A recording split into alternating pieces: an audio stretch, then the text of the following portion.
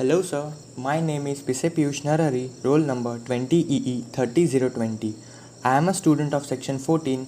For the DIY lab assignment number 1, I have created this nice looking Mjolnir. Mjolnir is a magical hammer owned by the god of thunder, Thor Odinson, or simply the very famous Marvel superhero, the Thor. So let's discuss how I created it.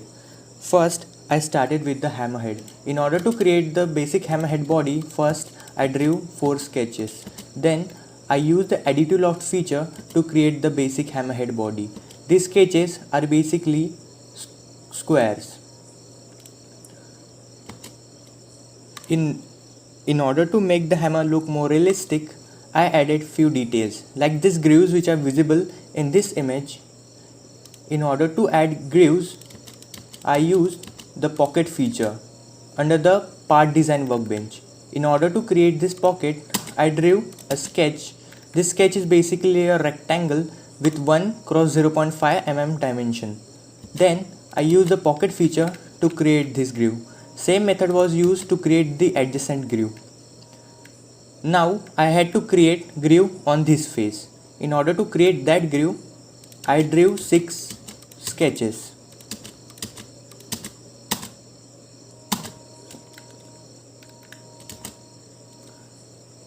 These sketches are basically squares with 1 mm side length.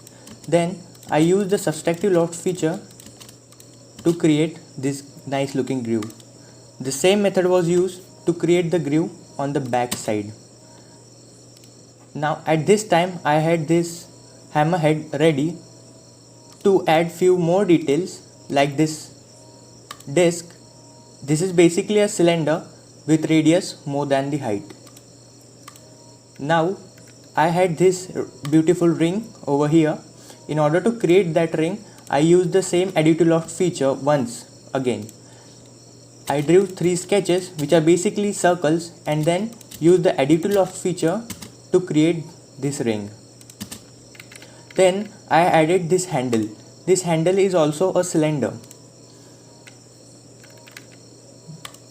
After that I added these traction rings.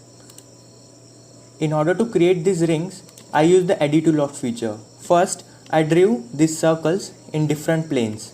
Then I used the additive loft feature to create this solid object.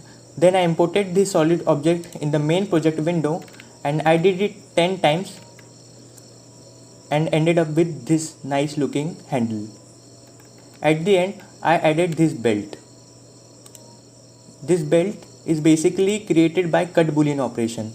In order to create this belt, first I drew 2 sketches, one the outer body and another the inner body.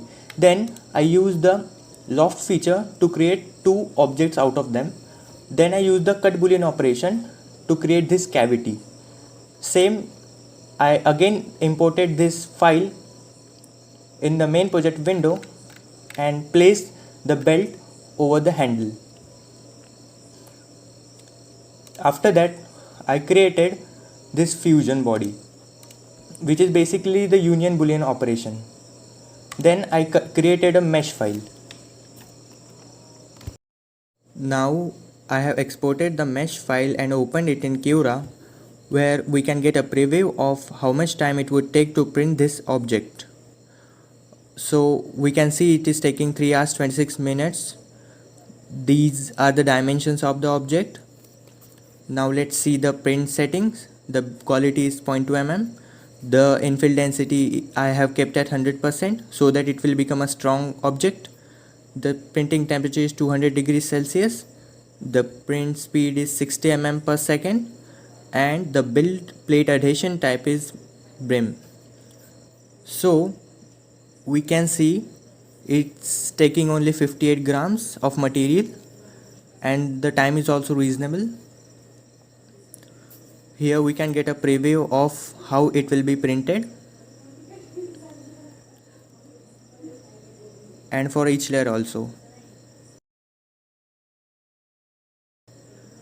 That's all. Thanks for watching my video.